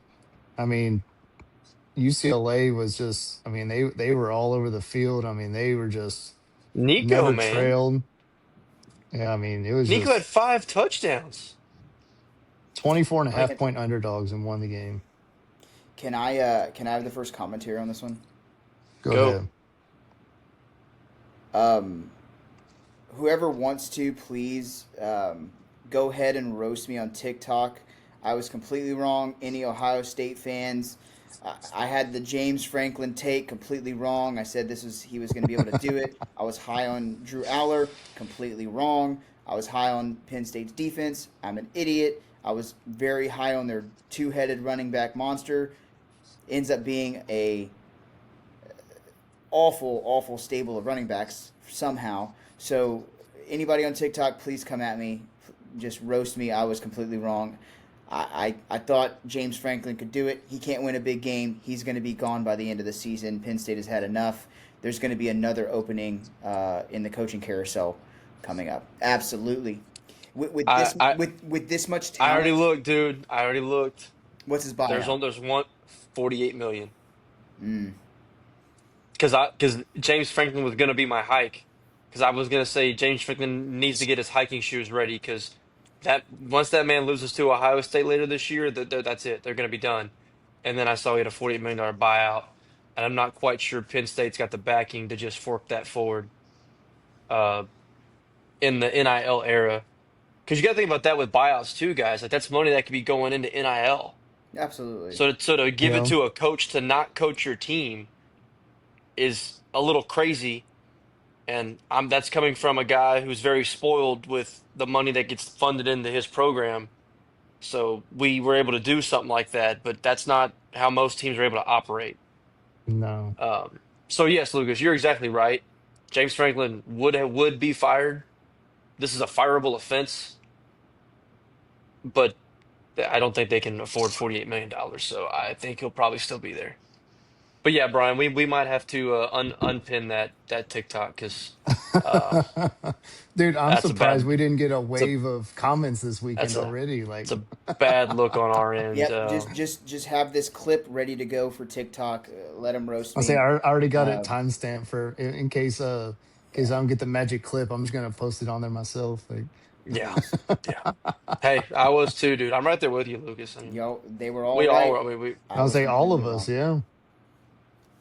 Yeah. But I mean, guys, I think I said it earlier. I mean, seriously, this is one of the more shocking upsets that I can remember. I mean, UCLA is a deader than dead program right now. I know Yeah. you sometimes you get. I know sometimes you get the interim bump. You know, when you fire a coach and everything. Nobody in Not to their that right level. mind saw them 40 hanging 42 on Penn State. And I'm not making an excuse at all because they got absolutely destroyed. travel. Going across country after that brutal overtime loss at home against Oregon, like the biggest letdown of letdowns. And not only that, you have to go across country to do it. That sucks, but I mean, good teams will win this game. Like if you were a good team, you win the game. If you were Yep. coached well, you win this game. James Franklin is not it. Like that's again as I said in the clip, this is the year for James Franklin to do it. He had all the pieces in place, everything was there, and this is what you get: back-to-back losses, and a loss against a really, really, really bad UCLA football team. So And Yeah, you because still have Indiana and Ohio State on your schedule, so yeah, that's looking rough. yeah, because if you win this game like 17-13 or something like that, you can say like, yeah, like cross travel tough. You sneak away with a win, but you go across and you give up 42 points. Like it's just wild to See, imagine. they Like, scored 10 points on New Mexico. 10. yeah, they hadn't led a second all season. Yeah, Not yeah, a single solitary second. And they were up on Penn State before you could blink. And just, I mean, again, I know I already gave him a shout out, you know, new coordinator calling plays and all that kind of stuff, but I mean, this it's crazy. But going back to the travel thing real fast, what are y'all's opinions on this? Because yeah, it's a long travel and travel is draining, but like it's different than West Coast going East Coast because of timing. So like it was a 2:30 kickoff, but that'd be what well, 7:30 Pennsylvania time. So it's it'd be like you're playing a night game. nah, it'd be no, it's a 3 hour five. difference. Yeah, it'd be 5:30. Okay, 5:30. So whereas when the West Coast goes east, like they're like it's an earlier day for them. Yeah, So I know travel's still draining, don't be wrong, but Yeah, sometimes I think when the East goes west, it's not quite as bad because it's like it's later. I Now, mean, when you have like the 10 o'clock kickoffs over there, like that's tough. But yeah. I think it has more to do with like being on a plane for four yeah, for hours. hours You and know, hours and like hours, yeah. Yeah, I get that like 100%. and again, just the morally defeating loss in overtime against Oregon is part of it too. But again, you can't use either one of those There's things as an excuse zero for a against team that that football team. for a team that was one of the worst interceptions of all time away from maybe going to the national championship game and bringing seemingly everybody back outside of Tyler Warren and Abdul Carter. Yeah, And this is where you're at. Um, and got yeah, better on the receiving end of like on the receivers. Like yes, they actually went in and yes. got some kids out of the portal. Yeah, it's rough. Again, it's kind of like the two that we were talking about, Clemson and Penn State. Those were returning kind of the most out of everybody in the country. You had a fifth year quarterback who's been in a system for a while. Like those seem to be surefire things, and Look where they're both at. I mean, just yeah, yeah. tough, yeah. So tough. just to give an exact, the last time that a winless team beat a top 10 team was UTEP beating number 7 BYU in 1985, 23-13. Ooh, So 40 years since a winless team beat a top 10 team. it's a rough So Wow. look. yeah, Wow. I don't know what the Penn State alumni base is, but they might be having some GoFundmes to get to that buyout number. Honestly, that's I know you said 50 million is crazy, but they could have some kind of deal made where they buy out part of his contract and pay him off later. I don't know, but I don't see James Franklin being there at the end of the year. I just a whiteout buyout. Yeah. Honestly, I can't see that happening. Even if the buyout's that high, I feel like Penn State finds a way to get that done to get a new regime come in. Yeah, I mean, Mhm. it's tough because it's not that he's been terrible as a coach. He just can't win the big games and they can't get over the hump. So Yeah. is it just like, hey, shake a hand, hey, thanks for building our program up, but we got to try to find a guy that can elevate us. Like you got us here, but we want to get here, and you're never gonna get here. So I mean, it's like the Les Miles thing. I think we've talked about it before. Like guaranteed 10 wins every year. He won a national championship, so he did get over the hump. But again, at some point, it started becoming uh, too much mediocrity. He wasn't taking that next step again. He was just rattling off 10 win seasons, and it finally caught up to him. And I think this is what's going to happen to James Franklin too. Like, yeah, especially with all the resources that they're pouring into that program. It's yeah. yeah, Buyout's high, but the performance warrants it. yeah. Well, let's get rolling the evening slate. So A&M took care of business against Mississippi State. Mm-hmm. It was a little sketchy there for a little bit. I know, Will, you were ready to jump off the cliff there for a little while. First half had me nervous, boys. First half Yeah. had me nervous because Marcel had a rough half, had a rough game throwing the ball really kind of overall. Yeah. But Mississippi State's Mississippi State has two of the best corners in the SEC, maybe the country. Like where they rank in a in game in grading like during in game play. Um, that is kind of slept on. They do have a very good secondary. But the most encouraging thing for me back to back weeks is the offensive line just manhandling a defensive front. We're running the ball, and different guys. I mean, Le'Veon Moss seemed to be a little banged up. Same with Armani. So Ruben Owens comes out there and just runs all over the place. Mhm. We rushed for 303 yards. We had our fifth string guy in there getting 5 carries for 30 yards. So really impressive. And then third down defense has been incredible. In the Auburn game and Mississippi State game now, they are 1 for 23 on third down. That's Wow. insane efficiency on on the defensive end. Um, 5 sacks against Auburn, 4 sacks against Mississippi State. Cassius Howe had 3 of them. So the defense is playing very, very well. I mean, we gave up 10 against Auburn. We really gave up three because the one was from a pick and they started on the 2 yard line. So I don't count that really as a defense giving up points. And then this game we gave up 9 points, and that was really kind of a garbage time little. Mhm. And that was just a one-on-one. The guy got beat. So defense has looked really, really good. We know the offense can be explosive. We just got it. Seriously, nobody. Well, we only had thirteen completions, I think, in this game. 10 of them went to Mario and Casey Concepcion. Those guys should touch the ball each at least 10 times a game. And Colin kind of opened the playbook up a little bit. He got them both some running on some jet sweeps and stuff. I mean, just keep doing that, man. Those guys are going to make plays. So the offense is going to score points, and the defense keeps playing like this. Um, I'm not drinking the crazy Kool-Aid quite yet, like some people are, but because I've been broke, I've had my heart broke many times in the past. But if we can play like we played in the second half of this game for 4 quarters moving forward, this team's pretty good. The biggest thing for A&M that I saw, and I kind of texted last night, is just, man, the amount of penalties that they get every single game. Like, it just seems like they're just, and a lot of it's just self-inflicted. Like, it's almost like the offense could be doing even more, but then they just hurt themselves. So if They they can do, and figure, go ahead. yeah, the penalties are bad, and then they also come on like big plays.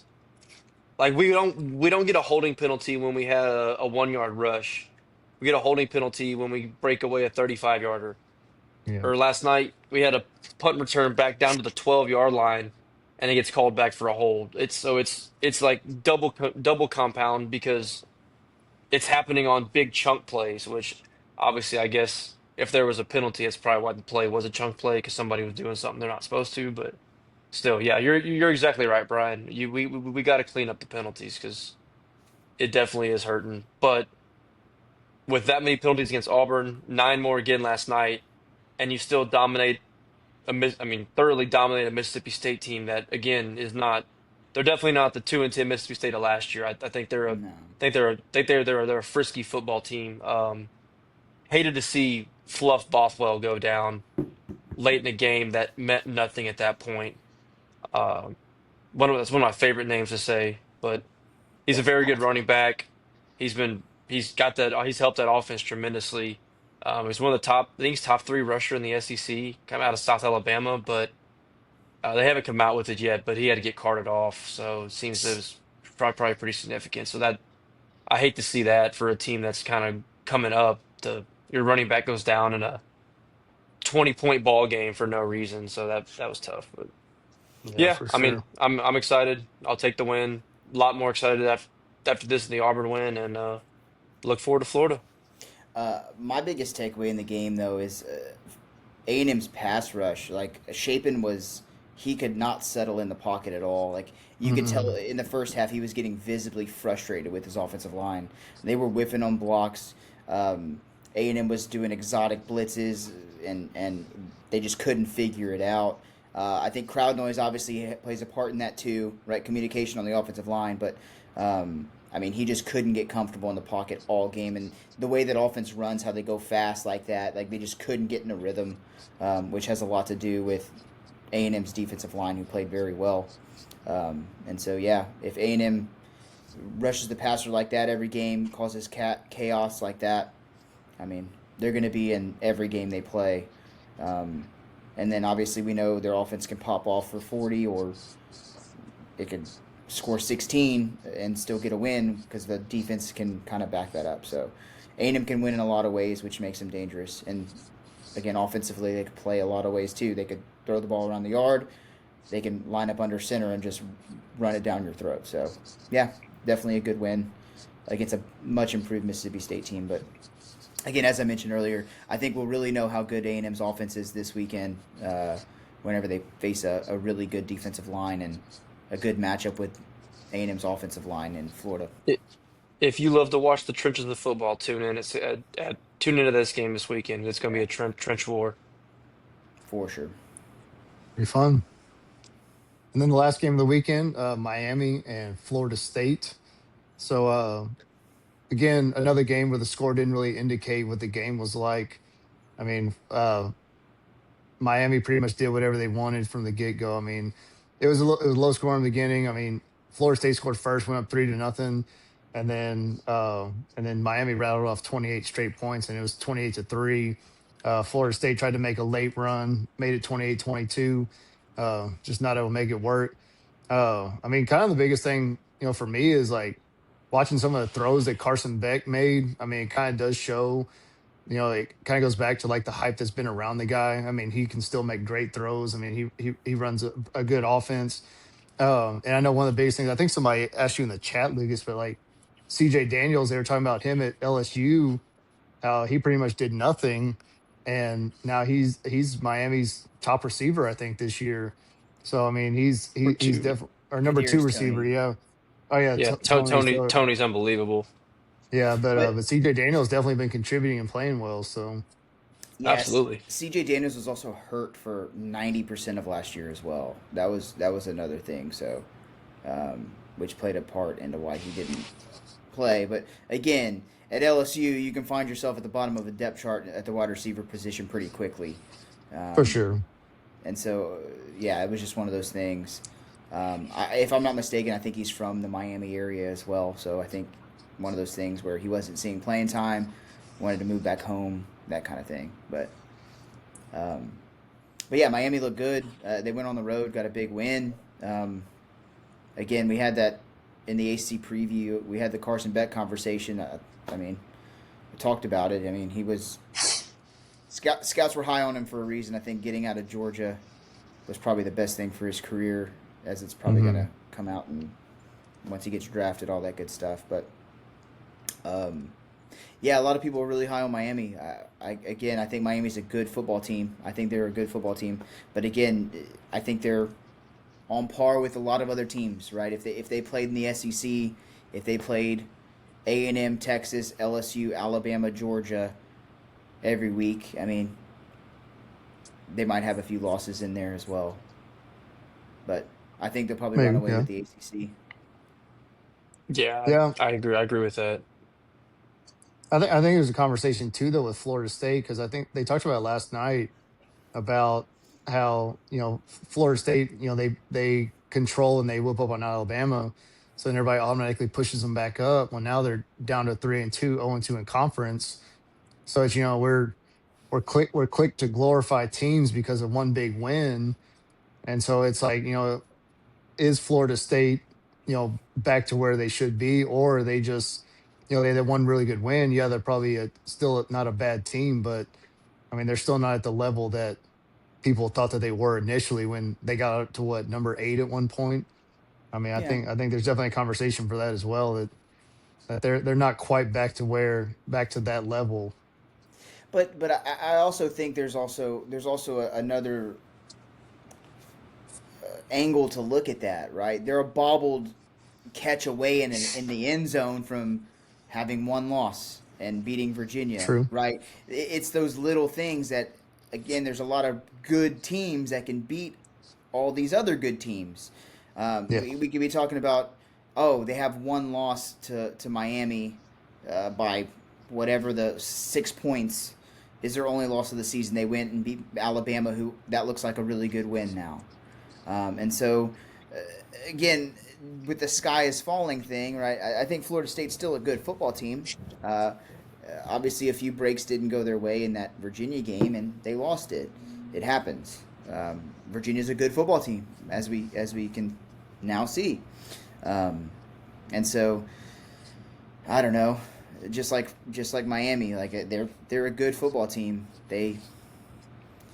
Florida had some opportunities against them too. They just couldn't play offense, right? Defensively, they held them in check for the most part. I don't know. I Yeah. think, Yeah, I think I think Florida State's fine. I think this yeah, told me more about Miami. I think yeah, Miami's the class of the ACC and is the consensus top three team. I think yeah, there's three teams that have separated themselves. It's Ohio State, Oregon, and Miami, and this just validated that to go on the road and get up 28-3 and essentially coast the rest of the game. Like didn't have to do anything crazy. They just played efficient football to win the football game. The score, yeah, 28-22. That's a bogus Fugazi number. They thoroughly Yeah. dominated the game. That's some that's some fourth quarter screw it stuff from Florida State. yeah. So uh, But if Miami lost on this Friday to Louisville, like that could happen as well. Like that could absolutely happen. I don't think it can, dude. I'm not Flo saying I'm not saying it will. Miami, I yeah, think it can. Like that could absolutely happen yeah. because I think Louisville's a pretty good football team. They're not great, I, they are, but but I don't. it's back at home. I mean, Miami's already played the toughest games on their schedule. Yeah. I Like, agree, but and but after Saturday, they really got nobody left. Mm-mm. no, for sure. Well, they have Pitt. Did you see Pitt benched Holstein? Did they Yeah, really? they Yeah, did. that's how bad he's been. They Oh benched him. God. So the Pitt we were expecting has not been, and the Eli Holstein we were kind of expecting has not panned out. So Mm. um, I'm not as high on Pitt as I once was. Yeah. Well, Yeah, yeah, Miami's in firm control. for sure. I was But gonna what? say like What? Louisville's probably the toughest game left. I mean, And I'm not predicting Louisville to beat Miami by Correct, any means. correct. Yeah. But if that happened, like now with this whole Penn State thing, yeah, I could see it. It wouldn't surprise me. it would be crazy. Nothing surprises me anymore with college football because I mean, No, I for think I think sure. the Uh, the parity is as level as it's been ever.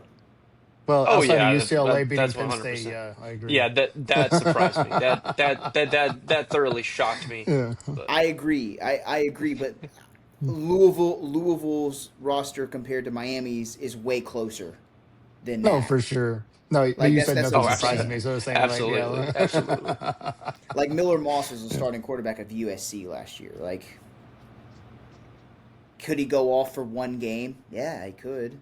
Yeah, That potentially, for that could, sure. yeah. And I mean, I think Jeff Brom's a good coach. So, I mean, it could definitely happen. Craziness. It's probably not. I'm not putting money on it, but For yeah, sure. All right. Y'all ready to get in the games of the week? let's do it. Let's do it. All right. So I guess we can go honorable mention first. So Indiana is traveling to Oregon this week. Um, I think we all have Oregon winning that game. Um, but I guess the biggest question is, do you think Indiana like is really able to come out and be competitive in this one? Yes. Oh, Kirk's Daddy's already built his resume on. He will not play to win. He'll play to keep it close. He did this last year, remember? In the True, Ohio very State true. game. They just kept Yep. it they kept it close just so it looked respectable when it came down to be a playoff team. So we already know the answer to this. I I mean, the early he's line, not he's not he's not he's not playing for a win. He's playing to not lose by more than To 15. not get blown out, yeah. Yes. the early line is 7.5. Like that seems pretty like that's pretty shocking to me. I would have thought it That would have been a two score. I mean, I guess it is technically, but I figured it'd be double digits. it's number 3 versus number 7 like that if it was more than if it was 10 that'd be shocking to see the number 7 team in the country go into a game and be a two score underdog or a But two double digit underdog. but Will, But do I if agree with you? Yeah, it should be. if Indiana didn't do what they did to Illinois, it would be a double digit scoreline, For hundred sure. And percent. it If still it should be. I think Oregon, I mean, talent wise, can should beat the piss out of them. agreed. But again, they know what Signetti's about, just keeping it Exactly. competitive. Like, and So he. I mean, he did the same thing in the playoff game. Hey, we fought hard against Notre Dame. Well, did you really? Not, no, you really didn't. But you did keep it close. So it looks like a respectable loss. That's you what he did plays what you for. had to do. Correct. Correct. That's funny. All right, well, let's get rolling to our main five. So first one we'll go TCU traveling to Kansas State. TCU is currently a 1.5 point favorite. So Lucas, go ahead and lead this one off.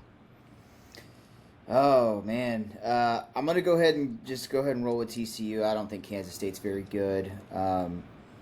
TCU, they were in a close one with Colorado this year.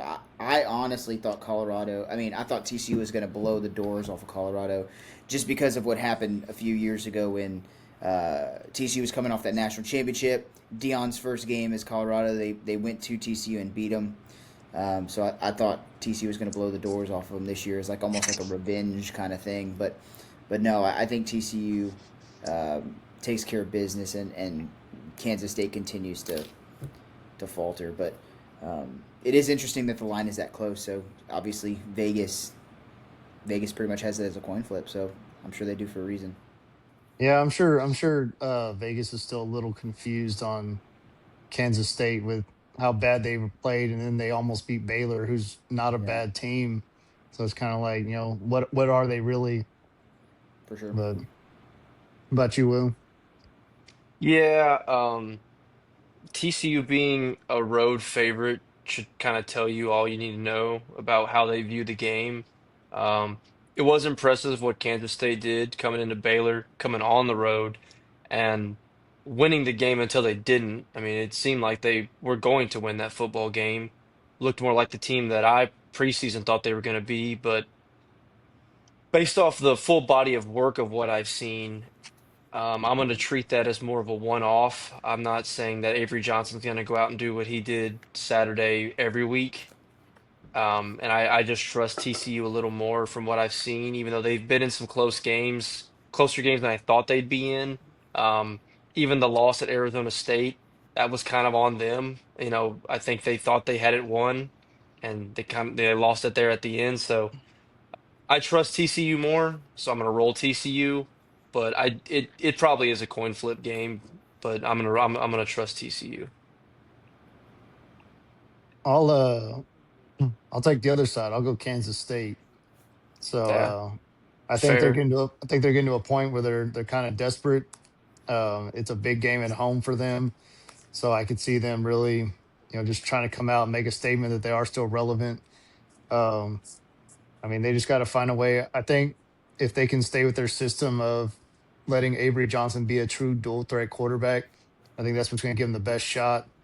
Because TCU, I mean, TCU will give up points, so it's just a matter of whether Kansas State can actually get a stop here and there and not just let Hoover throw the ball all over the place. So if they control that, then I think Kansas State's definitely got a shot. So I'll take them. I'll take them to take this one.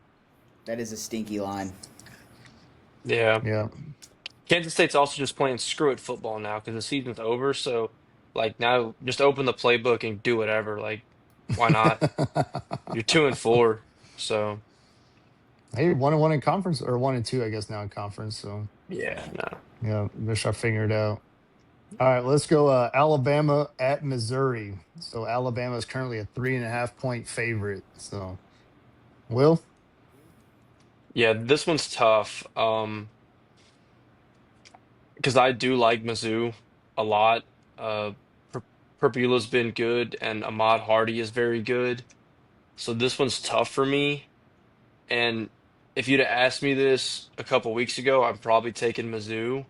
But Alabama's defense, what they've been able to do the last couple weeks and bottle up some pretty good players is why I'm going to go Alabama. And again, Ty Simpson has proved me and a lot of people wrong.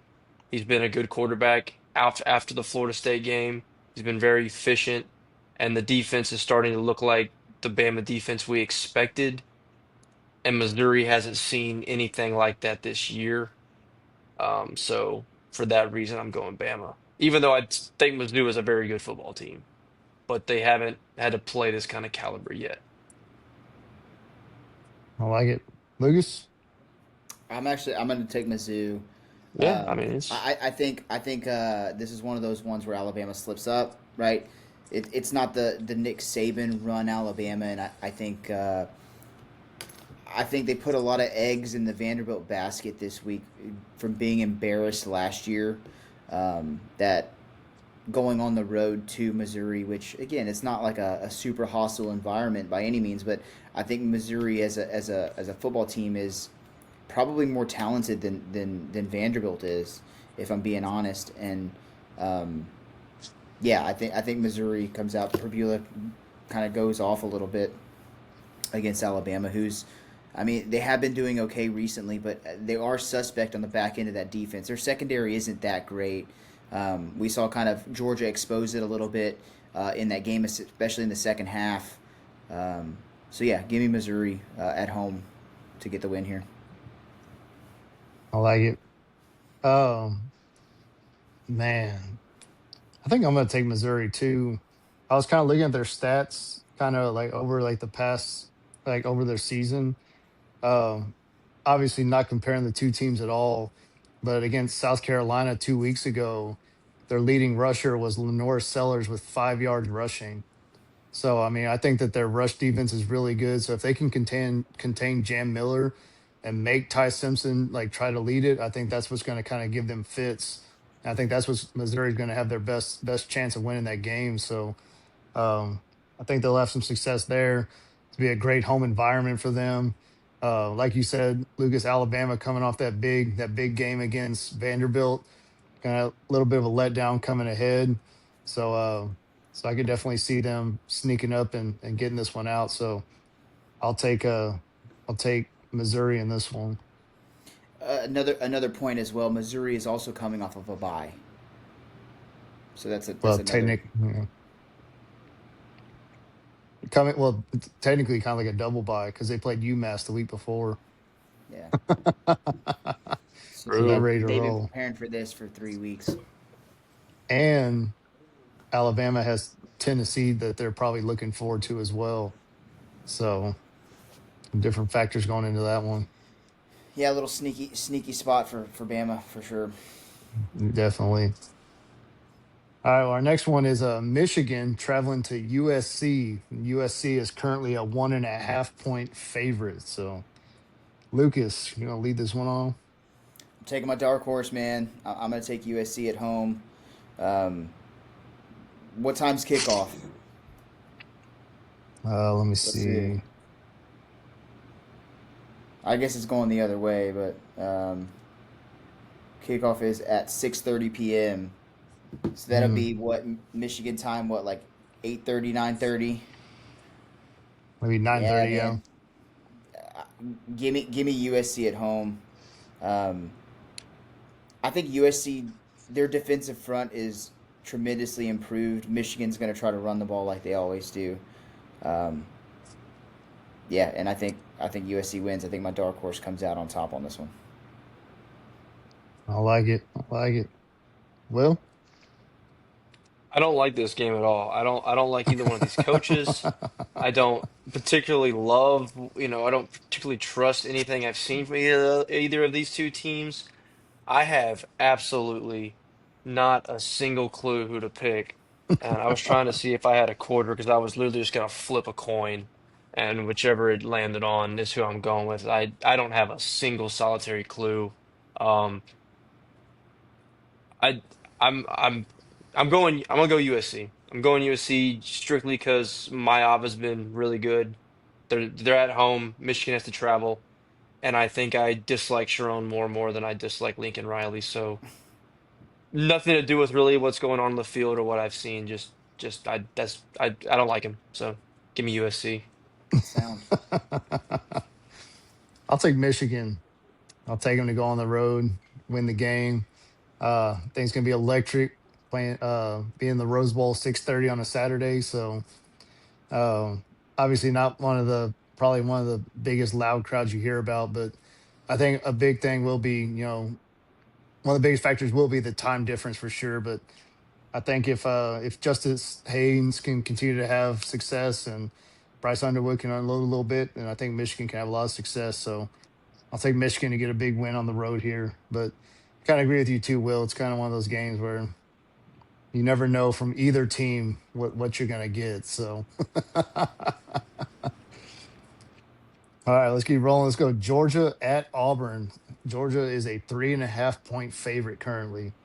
So Will lead this one off. Georgia. I mean, that line's surprising to me. I know that Auburn's at home and they've had two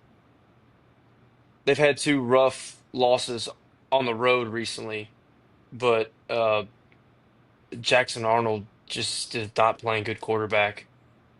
And it's not the Georgia defense that they've had in the past, but I think it's good enough to give him fits because A&M did it, Oklahoma did it.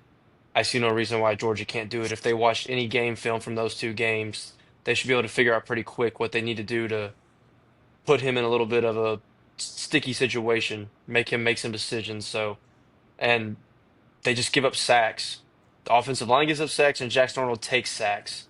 So put pressure on him. He's going to make bad decisions. And that's really all it comes down for me. So I'm going Georgia.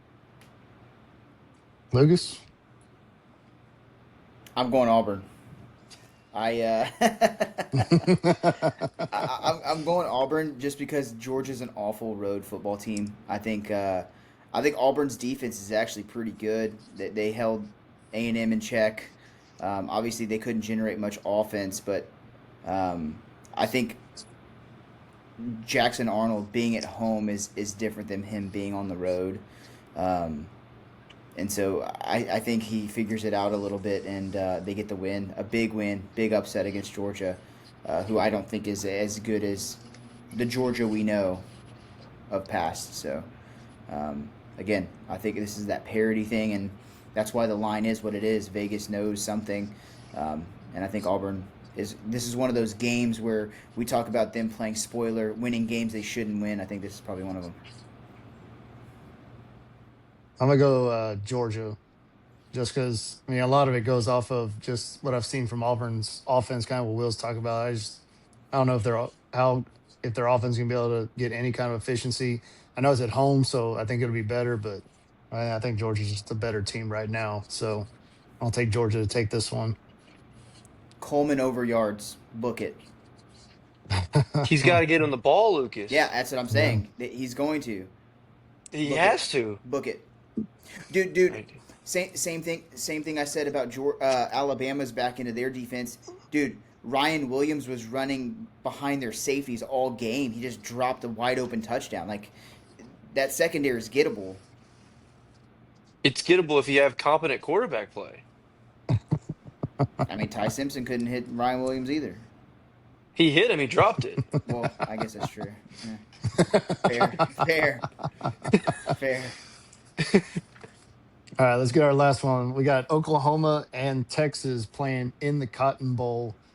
Texas, unranked, is currently a 1.5 point favorite over Oklahoma. So, Lucas, lead this one off. We were talking about the field storming fades as a play that a lot of sharps play. Another one is unranked opponents being favorites against ranked opponents is another line that they like to play. So I'm going to take Texas. Vegas knows something here. Mateer's obviously out. I think Texas's defense bounces back. I'm going to get Texas to win this one in the Cotton Bowl in the old Red River rivalry game. Um, yeah, I think Texas wins. Will? So Vegas does know something. And what Vegas knows is that Michael Hawkins Jr. is playing quarterback for the Oklahoma Sooners and not John Mateer. And I guess a lot of my picks have come down to quarterback play, which I guess is the most important position. So that makes a lot of sense. I'm going Texas as well because I saw enough of Hawkins last year to know that this guy ain't it. And Mateer's had to play some good football for them to win some of their games this year. I know their defense is good. Venables always has them ready to go, but um, I unlike other coaches I said I don't like, I do like Steve Sarkisian. I think he is a very good football coach, and I think he'll show that this weekend.